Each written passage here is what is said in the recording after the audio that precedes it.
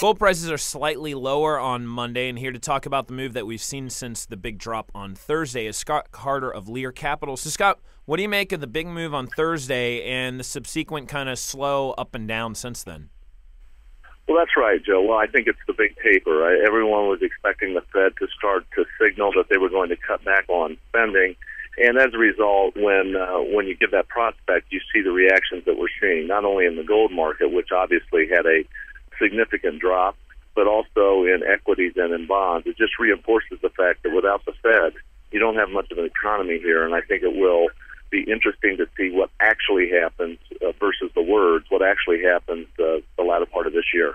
I had a lot of analysts and economists telling me in mid-April when we saw the biggest two-day drop in gold in more than 30 years, they said this is a correction point that could last months. It appears maybe they were right, especially after seeing the almost $80 move on Thursday. Do you think we're still in kind of a correction period and we don't really know where the gold's going to finally settle down?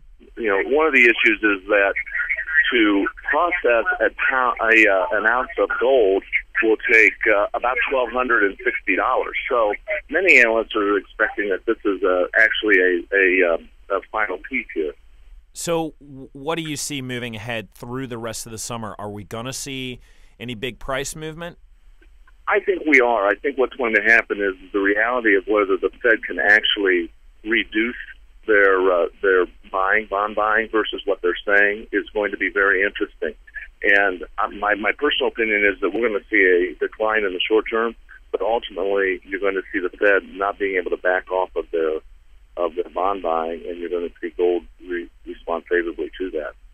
Is gold a dead cat or a raging bull? Join TheStreet's commodities correspondent Joseph Deaux and Jim Cramer, founder of TheStreet, for an exclusive online video event Tuesday, June 25th at 2 p.m. Eastern Time. To register, visit www.thestreetgoldevent.com. You'll hear from some of the best-known names in the precious metals markets, including Eric Sprott, founder and chairman of Sprott Inc., Doug Casey, chairman of Casey Research, Stephen Feldman, CEO and co-founder of Gold Bullion International, Rob McEwen, chairman and CEO of McEwen Mining, and Jeff Clark, senior editor of Big Gold. That's Tuesday, June 25th at 2 p.m. Eastern. To register, visit www.thestreetgoldevent.com.